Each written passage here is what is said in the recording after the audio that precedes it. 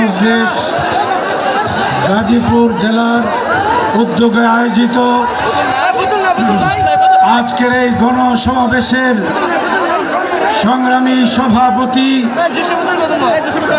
আজকের এই গণসমাবেশের প্রধান অতিথি, বাংলাদেশ খেলাফত মজলিসের মজলুম মহাসচিব, কারা নির্যাতিত আলেম শেখুল হাদিস ইবনে শেখুল হাদিস আল্লামা মামুনুল হক হাফিজাহুল্লাহ সহ সংগঠনের কেন্দ্রীয় নেতৃবৃন্দ, জেলা নেতৃবৃন্দ, মহানগর নেতৃবৃন্দ, বিভিন্ন পর্যায়ের দায়িত্বশীল মুহতারাম উলামায়ে কেরাম, মিডিয়ার বন্ধুরা, আইন শৃঙ্খলা রক্ষাকারী বাহিনী সহ আমার সামনে উপবিষ্ট বাংলার মুক্তিকামী তৌহিদি জনতা, আপনারা দীর্ঘক্ষণ অপেক্ষা করেছেন বাংলাদেশের ইসলামী জনতার প্রাণপ্রিয় রাহবার আল্লামা মামুনুল হকের জন্য।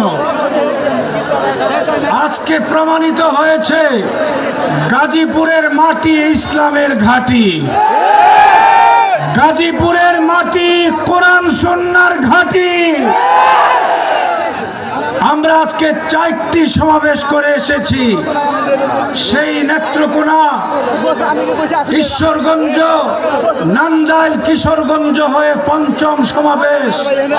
প্রত্যেকটি সমাবেশে লাখো জনতাও অংশগ্রহণ করেছে। আজকে বাংলাদেশের মানুষ তন্ত্রমন্ত্র চায় না, বাংলাদেশের মানুষ ইসলাম চায়।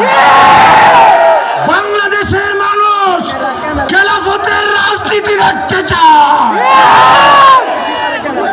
এদেশের মানুষকে এক সময় বলা হলো তোমাদেরকে সোনার বাংলা দিব, আরেকজন এসে বলল আমি তোমাদেরকে নতুন বাংলা দিব। আবার আমরা শুনতে পেলাম সবুজ বাংলার কথা।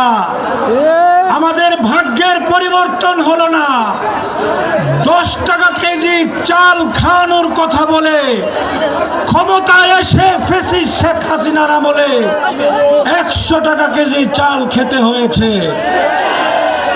আজকে আমরা পরিবর্তন চাই, শুধু নেতার পরিবর্তন না, রাজনৈতিক সিস্টেমের পরিবর্তন চাই। তন্ত্রমন্ত্র বাদ দিয়ে খেলাফত দেখতে চাই। খেলাফতের রাজনীতি যদি হয়, মানুষের অধিকার মানুষ পাবে, মানুষ মুক্তি পাবে।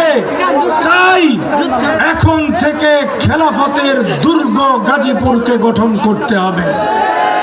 গাজীপুরের পাড়ায় মহল্লায়, প্রত্যেকটি উপজেলায়, ইউনিয়নে, ওয়ার্ডে সংগঠনের দুর্গ গড়ে তুলতে হবে। মামুনুল হক সাহেব ডাক দিবেন, জান দেওয়ার জন্য আমাদের প্রস্তুত থাকতে হবে। আপনারা কি মামুনুল হক সাহেবের হাতকে শক্তিশালী করে বাংলাদেশ খেলাফত মজলিসকে শক্তিশালী করতে কারা কারা রাজি আছেন? আল্লাহ আমাদেরকে তৌফিক দান করুন।